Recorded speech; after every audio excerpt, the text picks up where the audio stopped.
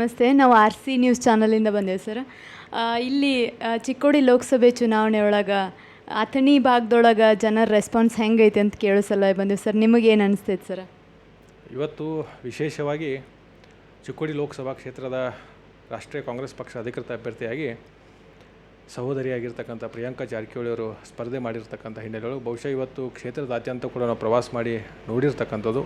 ಬಹುಶಃ ಇವತ್ತು ಯಾವ ರೀತಿ ನಮ್ಮ ತಂದೆಯವರಿಗೆ ನಮ್ಮ ಕ್ಷೇತ್ರ ಜನ ಆಶೀರ್ವಾದ ಮಾಡಿದ್ರಲ್ಲ, ಅದೇ ರೀತಿಯೊಳಗೆ ಇವತ್ತು ಪ್ರಿಯಾಂಕಾ ಜಾರಕಿಹೊಳಿಗೂ ಕೂಡ ಆಶೀರ್ವಾದ ಮಾಡ್ತಕ್ಕಂಥದ್ದು.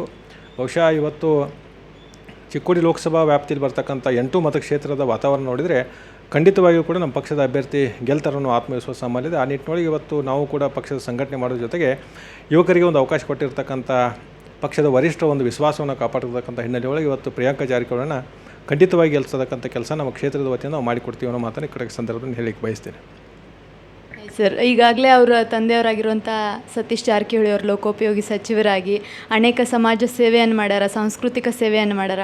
ಈ ಕಡೆ ಭಾಗದೊಳಗೆ ಅವ್ರ ಬಗ್ಗೆ ಏನೈತ್ರಿ ಸರ್ ರೆಸ್ಪಾನ್ಸ್?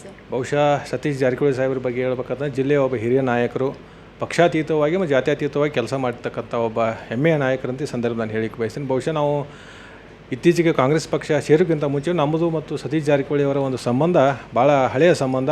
ಬಹುಶಃ ನಮ್ಮ ತಂದೆಯವರ ಜೊತೆಗೆ ಒಬ್ಬ ಆತ್ಮೀಯ ಸ್ನೇಹಿತರಾಗಿ, ಪಕ್ಷಾತೀತವಾಗಿ ಒಬ್ಬ ಸ್ನೇಹಿತರಾಗಿ ಜೊತೆಗೆ ನಿಂತಿರ್ತಕ್ಕಂಥ ವ್ಯಕ್ತಿ ಸತೀಶ್ ಜಾರಕಿಹೊಳಿ. ಬಹುಶಃ ಅವರು ಮಾಡಿರ್ತಕ್ಕಂಥ ಸಮಾಜ ಸೇವೆ ಇವತ್ತು ಪ್ರಿಯಾಂಕಾ ಜಾರಕಿಹೊಳಿ ಅವರ ಒಂದು ಗೆಲುವಿಗೆ ಶ್ರೀರಕ್ಷೆ ಆಗಲು ಎರಡು ಮಾತಿಲ್ಲ ಅನ್ನೋ ಮಾತನ್ನು ಈ ಸಂದರ್ಭದಲ್ಲಿ ಹೇಳಿಕ್ಕೆ ಬಯಸ್ತೇನೆ. Thank you so much sir.